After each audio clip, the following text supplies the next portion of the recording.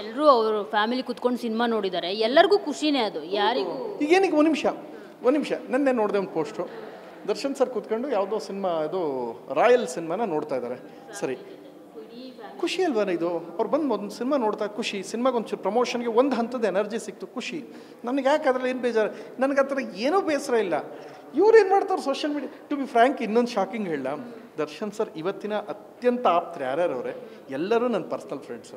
Darshan sir ಜೀವದ ಗೆಳೆಯ ಅಣಜಿ ನಾಗರಾಜ್, ನನ್ನ ಕರ್ನಾಟಕ ತಳೆಯ ಕ್ಯಾಮ್ರಾಮನ್ನು. ದರ್ಶನ್ ಸರ್ ಅತ್ಯಂತ ಆಪ್ತ. ನಿಮಗೆ ಕಾಡು ಶಿವಣ್ಣ ಅವ್ರು ಗೊತ್ತಾ? ಶಿವಣ್ಣ ಸರು ನಮ್ಮ ಪ್ರೀತಿಯಿಂದ ಶಿವಣ್ಣ ಅಂತ ಯಾಕೆ ಕರಿತೀವಿ ಅಂದರೆ ಪ್ರೀತಿಯಿಂದ ಯಾಕಂದರೆ ನಂಗೆ ಅನ್ಬೋದೇನೋ.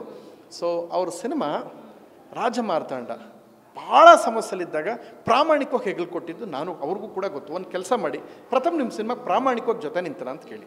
ದರ್ಶನ್ ಸರ್ ಆಪ್ತ ಬಳಗದ ಸಿನಿಮಾ. ಆ ಸಿನಿಮಾ ಬಗ್ಗೆ ಇನ್ನೊಂದು ಶಾಕಿಂಗ್ ನ್ಯೂಸ್ ಹೇಳ್ತೀನಿ.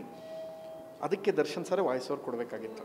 ಅದಿದ್ದಾಗ ಇದೇ ಶಿವಣ್ಣವ್ರಿಗೆ ಕೂತ್ಕೊಂಡು ದರ್ಶನ್ ಸರ್ ಹೇಳಿದ್ರಂತೆ, ಬೇಡ, ಇದು ಅವ್ರ ತಮ್ಮನ ಸಿನಿಮಾ, ತಮ್ಮ ಅಣ್ಣನ ಸಿನಿಮಾಗೆ ತಮ್ಮನೇ ಧ್ವನಿಯಾಗಲಿ, ಒಳ್ಳೆಯದಾಗುತ್ತೆ ಅನ್ನೋದನ್ನು ಹೃದಯದಿಂದ ಹೇಳಿದ್ದಾರೆ. ಅದನ್ನ ಪ್ರಾಮಾಣಿಕವಾಗಿ ನಾನು ಕೂಡ ಹೇಳಿದ್ದೀನಿ. ಅವ್ರ ಆಪ್ತ ಬಳಗಕ್ಕೆ ನಾನು ಪ್ರಾಮಾಣಿಕವಾಗಿ ಜೊತೆಲಿ ನಿಂತಿದ್ದೀನಿ. ಅವರ ಎಷ್ಟು ಆಪ್ತರಿದ್ದರು ಎಲ್ಲರೂ ನನ್ನ ಜೊತೆ ಇರುವಂಥವ್ರು. ಅವ್ರ ಸ್ನೇಹ ಬಳಗ ಎಲ್ಲ ನನಗೆ ಆಪ್ತರಿದ್ದಾರೆ. ಅಟ್ಲೀಸ್ಟ್ ಏನೋ ಸಮಸ್ಯೆ ಆಯಿತು ಅಂದರೆ ನನ್ನ ಜೊತೆಲಿ ಅವರೆಲ್ಲ ನಿಂತ್ಕೊಳ್ತಾರೆ. ಆ ಥರ ಯಾವುದೇ ಥರ ಇಲ್ಲ. ಆ್ಯಂಡ್ ಅವರ ಅತ್ಯಂತ ಆಪ್ತರಾದ ತರುಣ್ ಶಿವಪ್ಪ ಅವ್ರು ಮೊನ್ನೆ ಚೂಮಂತಲ್ಲಿ ಕೂಡ ಹಾಕ್ಮಾಡು ಟ್ರೈಲರ್ ಎಲ್ಲರೂ ತೋರಿಸ್ತೀವಿ. ಇದೇ ತರುಣ್ ಸರ್ ಹೇಳಿದ್ರೆ ಹೋಗಿ ಕರ್ಕೊಂಡೋಗಿ ಒಂದೇ ಸಲ ಮಾತಾಡಿಸ್ಕೊಡ್ತಾರೆ, ಬೇಡ. ಸೊ ಅವ್ರ ಆಪ್ತ ಬಳಗ, ಫಾರ್ ಎಕ್ಸಾಂಪಲ್ ಶಿವಣ್ಣ ಅವ್ರು ಇರ್ಬೋದು, ಅಣಜಿ ನಾಗರಾಜ್ ಅವ್ರು ಇರ್ಬೋದು, ಸರ್ ಹಿಂಗಾಗಿದೆ ಅಂದರೆ ನಡಿ ಪ್ರಥಮ ನಾನೇ ಒಂದು ಸ್ವಲ್ಪ ಕೂಡ್ಸಿ ಮಾತಾಡ್ಸಿಬಿಡ್ತೀನಿ ಅಂತ ಹೇಳ್ತಾರೆ. ನಮ್ಗೆ ಹಂಗಿಲ್ಲ. ಈ ಸೋಷಿಯಲ್ ಮೀಡಿಯಾದವರು ಒಂದಷ್ಟು ಜನ ಇತ್ತೀಚೆಗೆ ಯಾರೋ ಬಂದಿರ್ತಾರೆ, ಅವರೆಲ್ಲ ಏನು ಮಾಡ್ತಾರೆ, ತೇಜೋವಧೆಗೆ ಒಂಚೂರು ತೊಂದರೆ ಮಾಡ್ಬಿಡು. ಅಲ್ರಯ್ಯ, ಹಿಂಗೆ ಮಾಡೋದ್ರಿಂದ ನನಗಲ್ಲ, ಪೊಲೀಸ್ ಡಿಪಾರ್ಟ್ಮೆಂಟ್ ಕಣ್ಣಿಟ್ಟಿರ್ತಾರಲ್ಲ ಅವರು, ಇದಾದರೂ ಹೊರಗಡೆ ಹಿಂಗೆ ನಡೀತಾ ಇತ್ತು ತೇಜೋವಧೆ ಕೆಲಸಗಳು ಅಂತ ಅವ್ರು ಕಣ್ಣಿಡ್ತಾರಪ್ಪ. ನಮಗೇನು ಪ್ರಾಬ್ಲಮ್ ಆಗಲ್ಲ. ಇನ್ನೇನಾಗುತ್ತೆ, ನಮ್ಮ ಸಿನಿಮಾ ಹೆಸರು ನೀವು ಪಬ್ಲಿಸಿಟಿ ಮಾಡ್ತಾ ಇರ್ತೀರ, ಮಾಡ್ಕೊಂಡು ಏನಾಗುತ್ತೆ? ಏನು ಮಾಡೋಕ್ಕಾಗುತ್ತೆ ನೀವೆಲ್ಲ ನನ್ನ?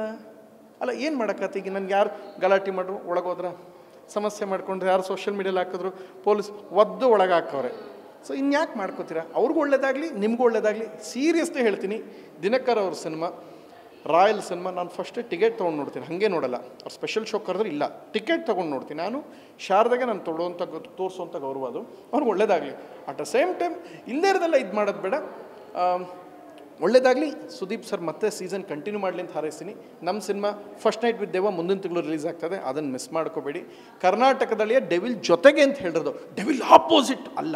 ಇದನ್ನು ತಿರುಚೋ ಪ್ರಕ್ರಿಯೆ ಅಂತಾರೆ. ಇದನ್ನು ಬೇರೆಯವ್ರ ಹತ್ರ ಮಾಡಿ, ನನ್ನ ಹತ್ರ ಬೇಡ. Thank you. ನೀವು ಚೆನ್ನಾಗಿರಿ, ಕಾಮೆಂಟ್ ಮಾಡ್ತಾ. ಆಮೇಲೆ ಇನ್ನೊಂದೇನು ಗೊತ್ತಾ, ಮನುಷ್ಯನ ಸರಾಸರಿ ಆಯಸ್ಸು 70-75 ವರ್ಷ. ನೀವು ಬೇರೆಯವ್ರ ಬಗ್ಗೆ ಯೋಚನೆ ಮಾಡಿ ಮಾಡಿ ಮಾಡಿ ಮಾಡಿ ನಿಮ್ಮ ಲೈಫ್ ಹಾಳು ಮಾಡ್ಕೊಂಡು ಬೇಗ ನಿಗಿರ್ಕೊಂಡ್ಬಿಡ್ತೀರ. ಕೆಟ್ಟ ಕಾಮೆಂಟ್ ಮಾಡೋ ಪೆಂಗ್ ಮುಂಡೆವು ಕೇಳ್ತಾ ಇರೋದು. ಒಳ್ಳೇದಾಗಲಿ, ಚೆನ್ನಾಗಿರಿ, ನೆಮ್ಮದಿಯಾಗಿ ಬದುಕಿ, ಒಂದಿನ ಹೋಗ್ಬಿಡಿ ದೇವ್ರ ಹತ್ರ. Thank you. ನಿಮಗೂ ಒಳ್ಳೇದಾಗಲಿ ಪ್ರಥಮ್ ಅವರೇ. ಫಸ್ಟ್ ನೈಟ್ ವಿತ್ ದೇವಾ ಸಿನಿಮಾಗೆ all the best. Thank you. So ನೋಡಿದ್ರಲ್ಲ, ಇದಿಷ್ಟು ಪ್ರಥಮ್ ಅವರ ಮಾತು. ಕ್ಯಾಮ್ರಾ ಪರ್ಸನ್ ಮಹೇಂದ್ರ ಜೊತೆ ಮಂಗಳರಾಜ್ ಗೋಪಾಲ್, TV9 ಬೆಂಗಳೂರು.